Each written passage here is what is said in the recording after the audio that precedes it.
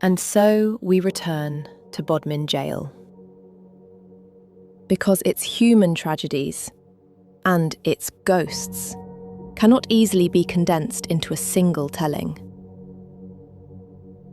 In part 1, we explored the prison's remarkable transformation from a place of punishment and suffering into a luxury hotel, a reinvention that many, quite understandably, find difficult to reconcile with its brutal past. We looked at the eerie happenings reported in its hotel rooms, corridors, and staircases. But more stories remain untold. More presences await. Welcome to part 2, where things get darker still.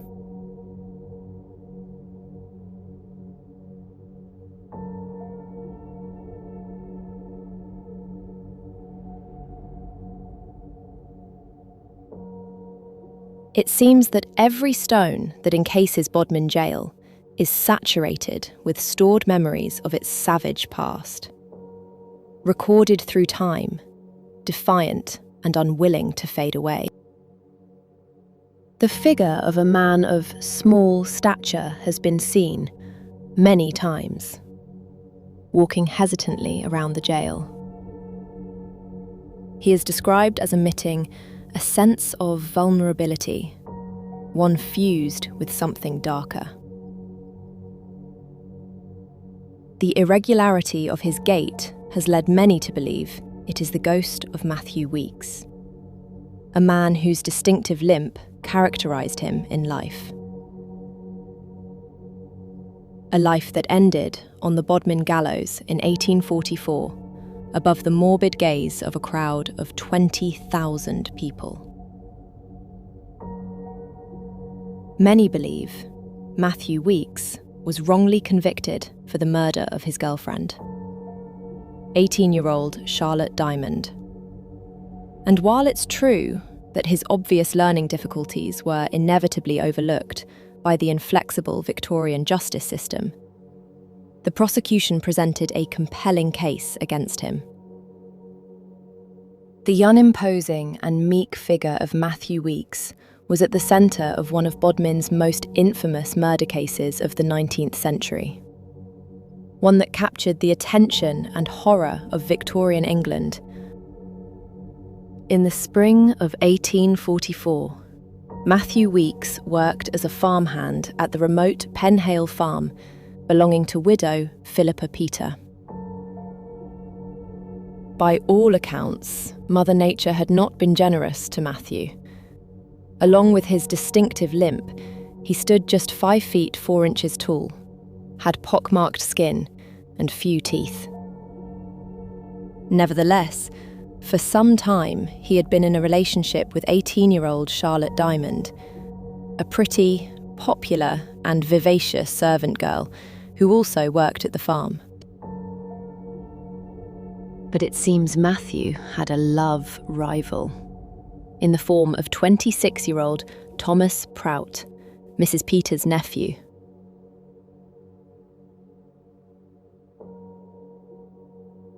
On the morning of Sunday the 14th of April, Thomas Prout called at the farm and arranged to meet Charlotte at chapel later that evening. It is believed that Matthew Weeks overheard their conversation. Later that afternoon, Mrs. Peter spoke to Charlotte and Matthew as they left the farm, together. A farmer named Isaac Corey, who knew the couple well, spotted them, heading down a lane that connected to the moor. 2 further witnesses, farmer Richard Pethick and a preacher named Mr. Guard, also saw the couple on the moor. Each later confirming they had recognised Matthew by his unmistakable limp. It would be the last time Charlotte Diamond was seen alive. Returning to the farm alone that night, Matthew told Mrs. Peter he knew nothing of Charlotte's whereabouts, blaming the bad weather for his mud-stained clothes. The following day, he changed his story, telling her Charlotte had taken a different job. Mrs. Peter noticed that his shirt appeared damaged, a torn collar and a missing button. As rumours spread through the close-knit Cornish community, many began to fear that Charlotte had met with foul play. Then, a week after she vanished, Matthew left Penhale Farm and did not return. As suspicions deepened, a search party combed the moor, and following a trail of footprints and other clues, they arrived near Router Ford. There, beside a stream, they made a horrifying discovery. Charlotte Diamond's body, her throat cut with such violence. Missing items belonging to Charlotte, including her shawl and bonnet, were discovered half a mile away in a turf-covered pit. A search quickly led police to Plymouth, where Matthew Weeks was arrested before he could board a vessel for the Channel Islands.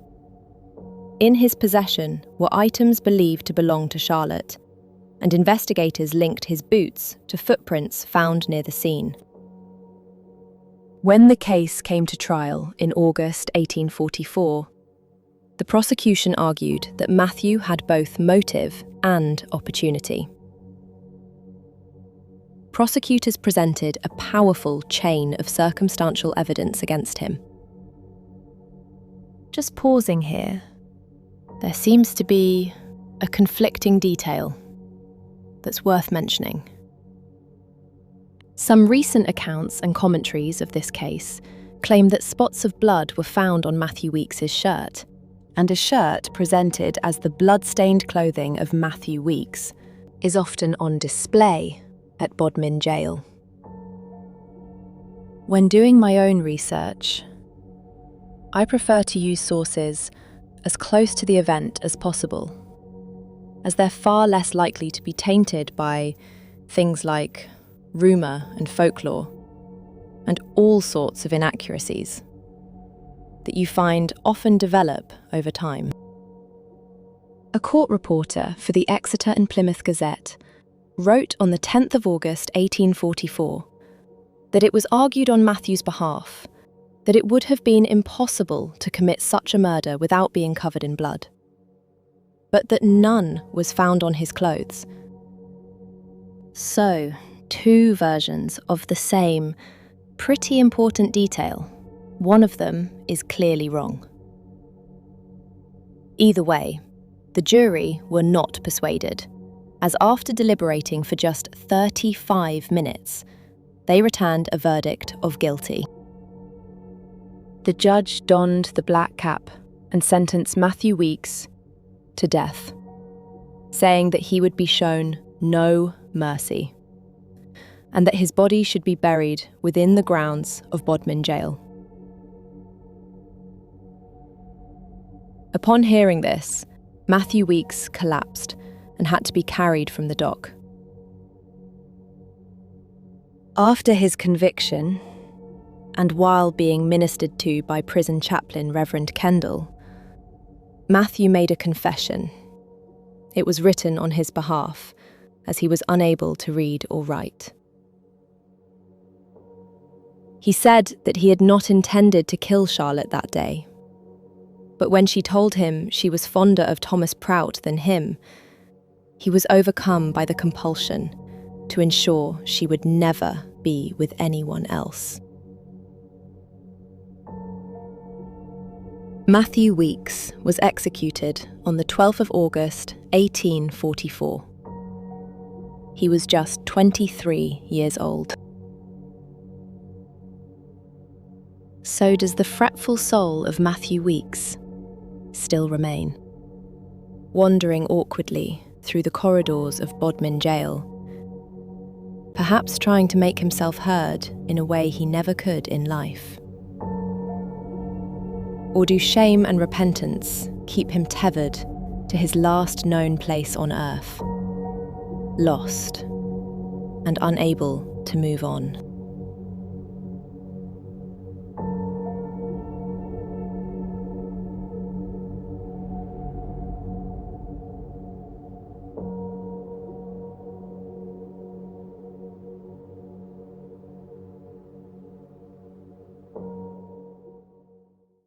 commonly referred to as the disagreeable woman.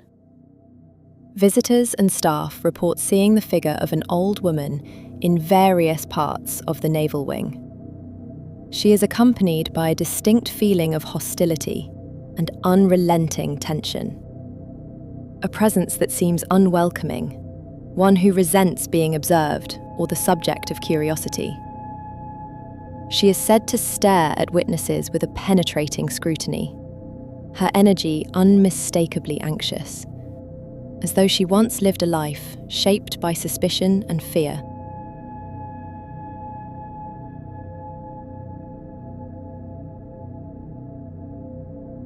The naval wing of Bodmin Jail was used by the Royal Navy from 1887 to 1922, operating as an overflow facility during a period when the main prison population had declined.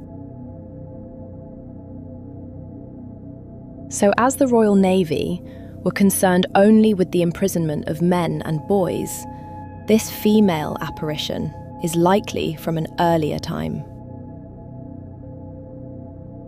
So who is this agitated and dour-looking woman who is seen skulking there? Former paranormal events manager at Bodmin, Kirstin Honey, has seen the apparition herself, and even took a photograph that she believes captured the ghostly figure. In 2021, Kirstin told Cornwall News that people who witness her feel unsafe in her presence, and that she is just the kind of grumpy woman you would definitely prefer to avoid. It was during the COVID lockdown restrictions, when the building was empty, that Kirstin captured the image in the cells area that now forms part of the jail's museum attraction. Take a look at the image and let me know in the comments what you think you can see. Do you believe that Kirstin has caught the image of the disagreeable woman?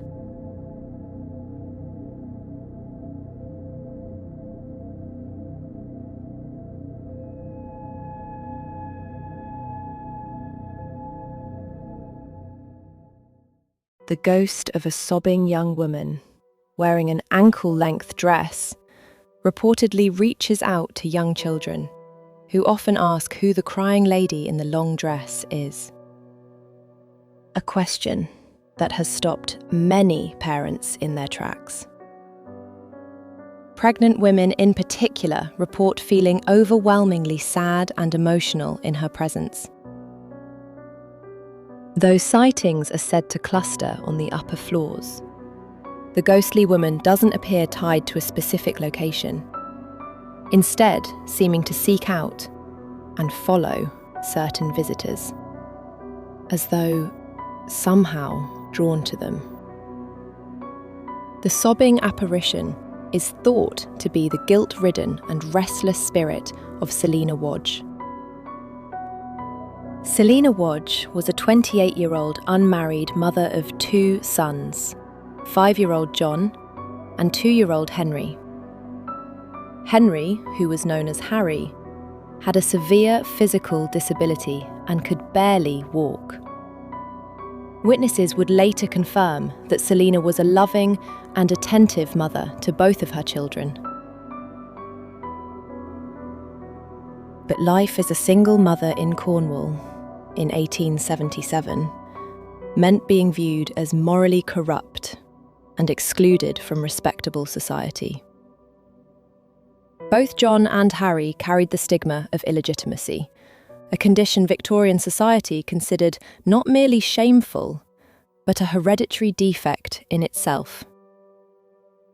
Finding work proved difficult for Selina, and she and the boys often spent periods in the Launceston workhouse, on the very site now occupied by the Tesco superstore on Tavistock Road. In the summer of 1878, Selina Wadge became involved with a former soldier named James Westwood. Though Westwood himself would later seek to downplay the nature of that relationship. On the 21st of June, Selina and her 2 sons accepted a lift to Launceston from a local farmer. She told him that she was going to meet her boyfriend and would return to the workhouse later that night.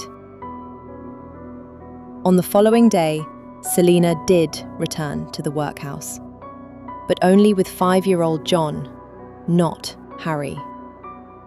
Later that evening, John told members of the workhouse staff that his mother had put his little brother into a pit. When questioned, Selina initially blamed James Westwood for Harry's disappearance, claiming that he drowned the little boy in a well. A search was launched, and the body of 2-year-old Harry was found in Mowbray Park. He was lying face down in a pool of water at the bottom of a 13-foot well.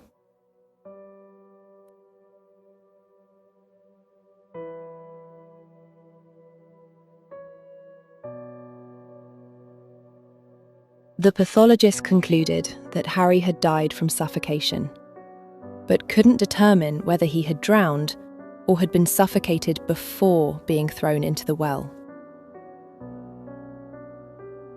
Back at the workhouse, Selina admitted to the matron that she had been the one to put Harry into the well. She claimed that James Westwood had offered to marry her on one condition: that she got rid of Harry. Selina was tried, convicted, and sentenced to death for her crime, with Judge Mr. Justice Denman ignoring the jury's recommendation for mercy. The jury felt that given Selina's previously caring nature as a mother, she didn't deserve to lose her life. Selina was returned to Bodmin Jail and placed in the condemned cell to await her fate. Various petitions for a reprieve were submitted, but the Home Secretary refused to intervene. On the 15th of August 1878, Selina Wadge became a grim footnote in history. The last woman to be hanged at Bodmin Jail, and the first person to be executed there in private following the abolition of public executions. Sobbing and visibly terrified as she walked to the gallows, clutching a white handkerchief, Selina's life ended in a doorway above the archway between the prison wings, a goods entrance that had been repurposed for the grim task of execution.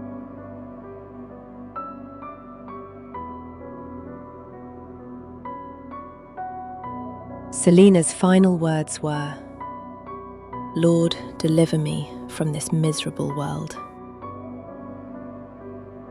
When her body was lowered, her hand still clutched the white handkerchief. So is it Selina's ghost that now walks the corridors of Bodmin Jail, reaching out in a desperate attempt to protect and hold on to what in life she once held so dearly. A figure weighted with palpable sorrow, grief, and a desperate longing to express the maternal love that once defined her.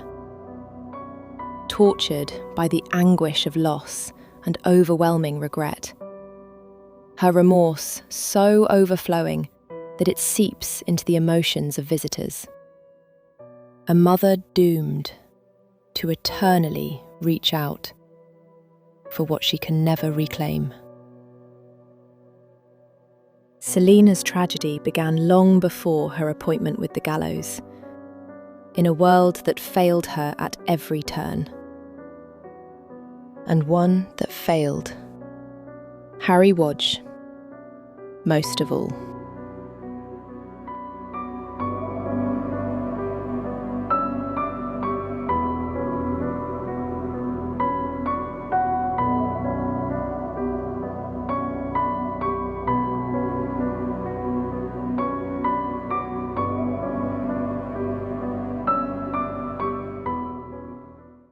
Staff and late-night diners have described seeing the phantom figure of a priest standing silently on the upper balconies of the hotel restaurant that once housed the prison chapel.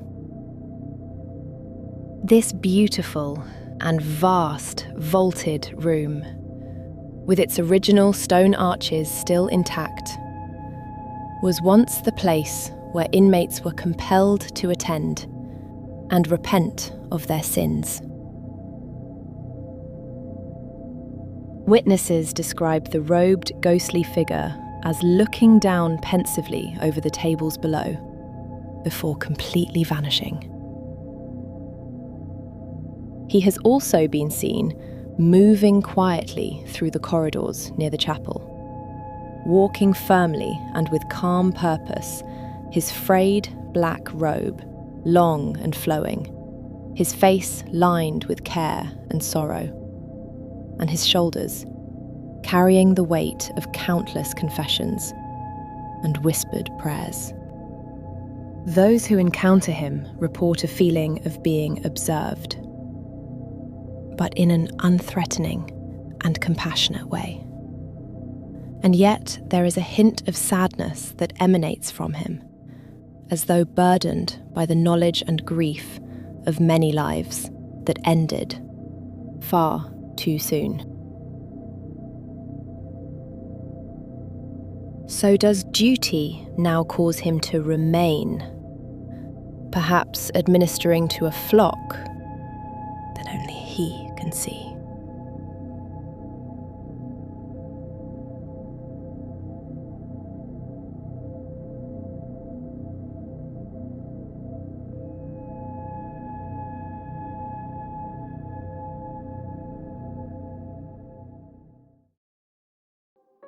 Among the most upsetting, disturbing, and consistently reported phenomena at Bodmin Jail, and perhaps the most difficult to dismiss, are the anguished cries of children.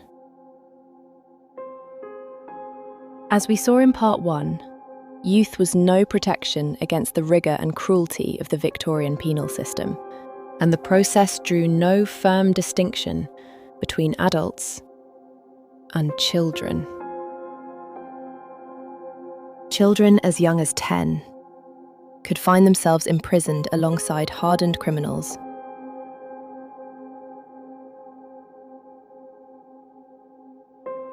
For offences that 21st century law would barely register. Begging, theft of milk, vagrancy. Often already malnourished and weak, and subjected to the same hard labour punishments as adults. Many children simply withered away, long before their sentences ended. And it is in the areas of the jail where children were once held, the lower cells that now form part of the museum, that their cries are still heard. Once the most oppressive part of Bodmin Jail, these cells are among the oldest parts of the surviving structure, the most physically unaltered by the renovation. Those who hear them describe the unmistakable sounds of a child in distress, often recorded during paranormal investigations, sometimes heard at 3 and 4 in the morning, in corridors where no child has any reason to be. And those who hear them describe almost universally the same response. Not fear, but a deep and immediate grief. The kind of instinctive sorrow that an adult feels when confronted with a child's suffering, regardless of the source, regardless of the century.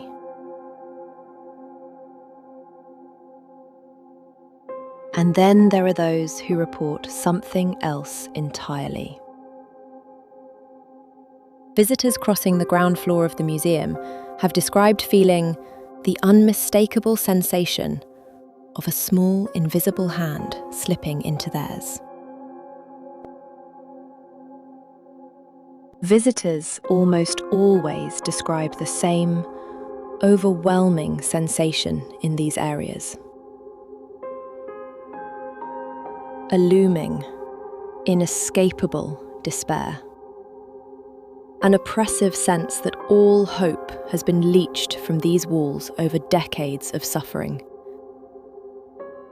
and has never quite found its way back.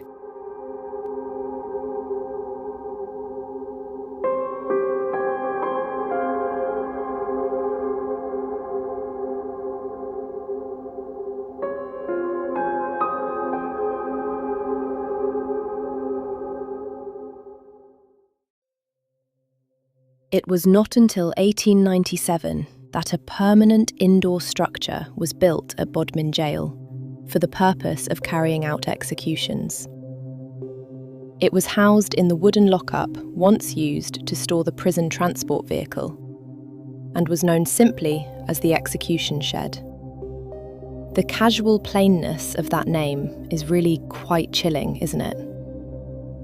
A place built for the purpose of ending human lives. Named with all the civic gravity of a tool storage facility. The simple roofed structure contains a grimly ingenious feat of engineering. Heavy oak trapdoors concealing a 13-foot brick-lined masonry pit, into which the condemned would fall. It now stands as the only workable example of a Victorian execution shed and gallows in the country.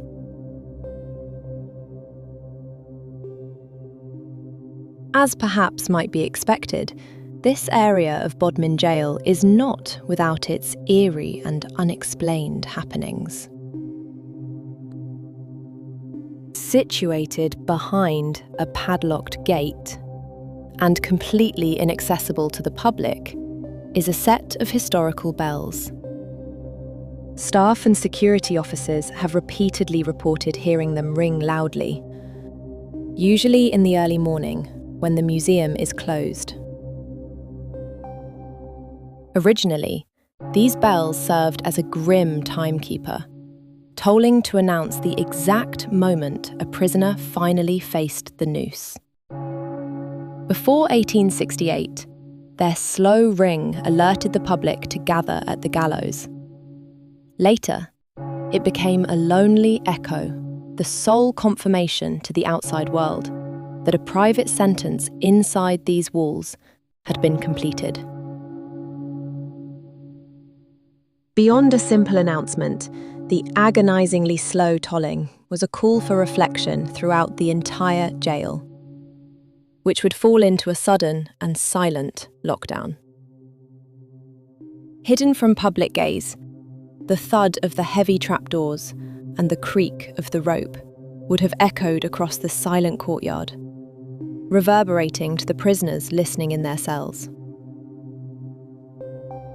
It's certainly something for today's visitors to consider, as they sit on the benches outside in that very courtyard, eating ice cream and drinking coffee in the sunshine, while waiting for their tours to begin. Many are almost certainly unaware of what lies beneath their feet, because the paved ground on which they sit was the burial site for all prisoners who died while serving their sentences or were executed within these walls. Many were buried in quicklime, which accelerates decomposition, and no human remains were discovered during the renovations. Executed prisoners were deliberately buried with their feet pointing back towards the prison walls. A symbolic gesture said to prevent their spirits from ever leaving. When considering the sheer volume of paranormal activity reported at Bodmin Jail, perhaps the unsettling conclusion to draw is that this gesture worked exactly as intended.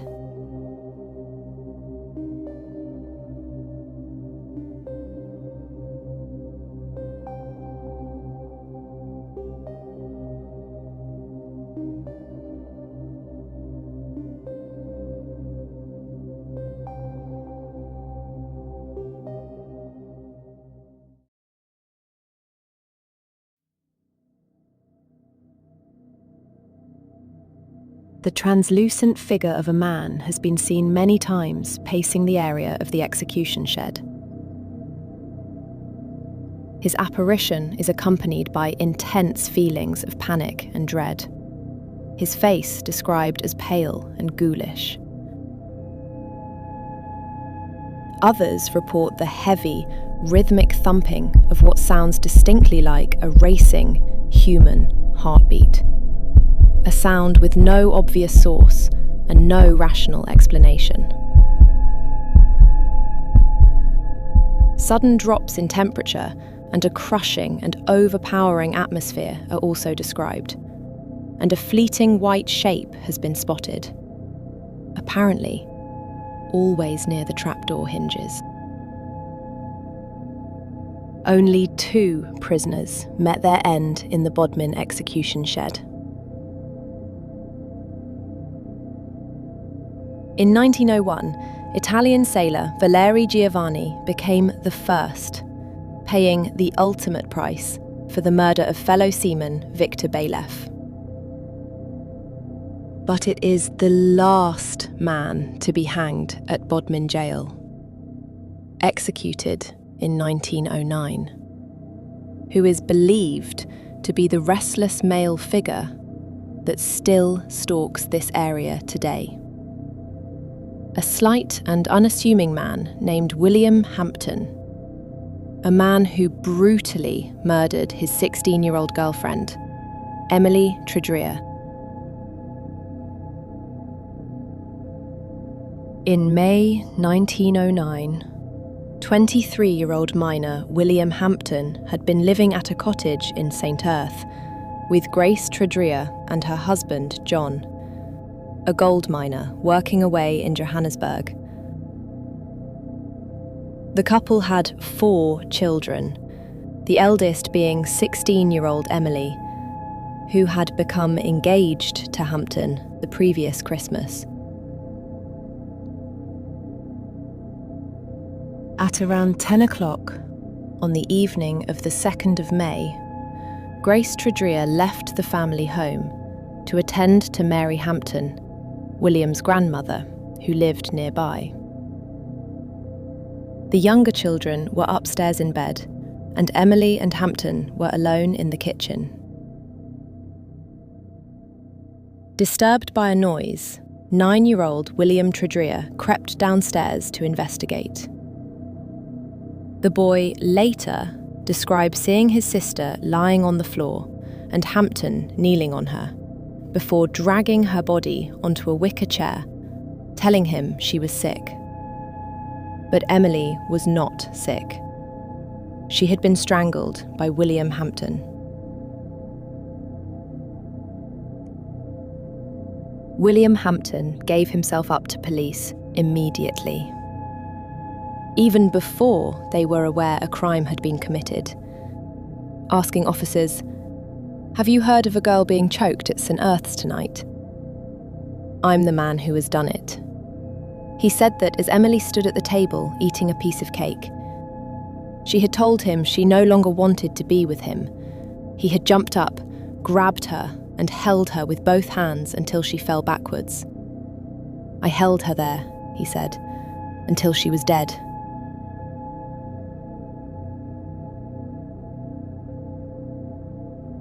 At his trial before Mr. Justice Phillimore on the 19th of June, Hampton admitted manslaughter but denied murder, claiming his actions had not been premeditated.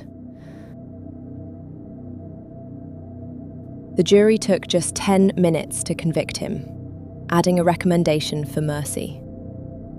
But, just like with Selina Wadge before him, it had no impact at all, and William Hampton was sentenced to death.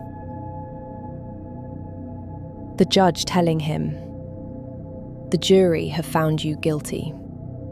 I do not think there can be any doubt as to what their verdict must have been. Their recommendation to mercy is kindly, and it shall be forwarded to the proper quarter.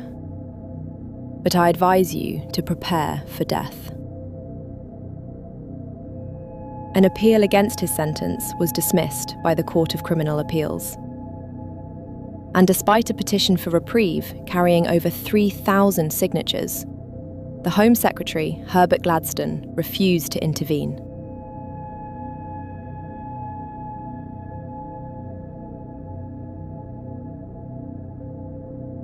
The heartbreak of Emily Tridria's mother, Grace, speaks across more than a century.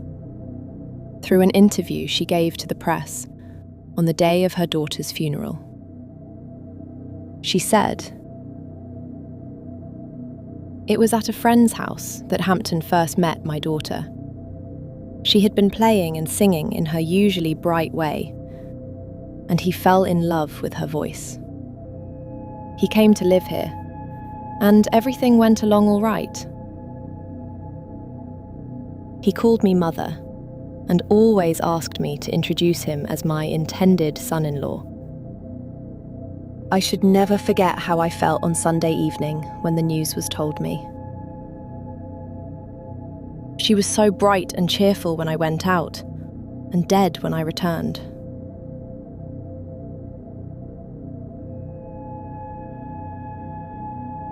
On the 20th of July, 1909, during a 1-hour meeting with his uncle and grandmother, William Hampton said they were not to worry and that he was penitent, had faith in God, and was quite ready to die. Despite being a smoker, he had refused tobacco or any other benefits he was entitled to before his sentence was carried out. 24-year-old William Hampton's execution marked the end of capital punishment at Bodmin Jail. The official executioners assigned to the case were brothers Henry and Thomas Pierpoint. Pierpoint being the most legendary name in the history of British capital punishment. This family lineage eventually extended to Henry's son, the most famous Albert Pierpoint. Albert would go on to carry out over 400 executions, including those of many war criminals at the end of the Second World War. But on the morning of July the 20th, it was Albert's father and uncle who accompanied William Hampton on his very last walk. A 40-yard walk from the condemned cell to the Bodmin gallows. Wearing a black suit and with a newly grown beard, William Hampton was led across the prison courtyard. Weighing just 10 stone and standing 5 feet 8 inches tall, the Pierpoints made their calculations with an expertise that ensured the end for William Hampton came swiftly.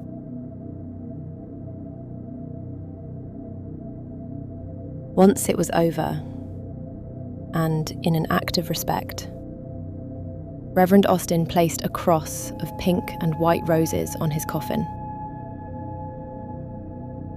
After William Hampton's death, the execution shed was completely decommissioned, torn down, and never used again. It was rediscovered in 2005 during extensive renovation work on the prison grounds.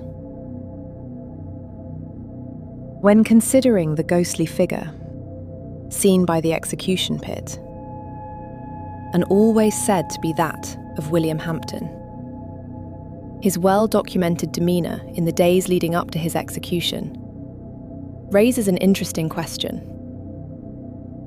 Why would he remain at Bodmin Jail?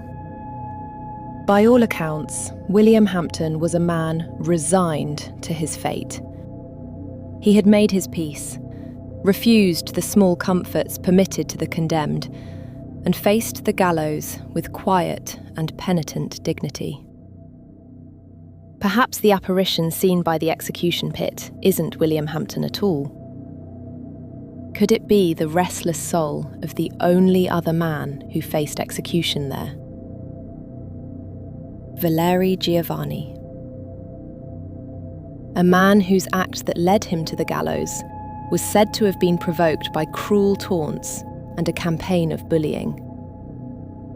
Someone who had a long history of mental illness and inpatient treatment at a number of asylums.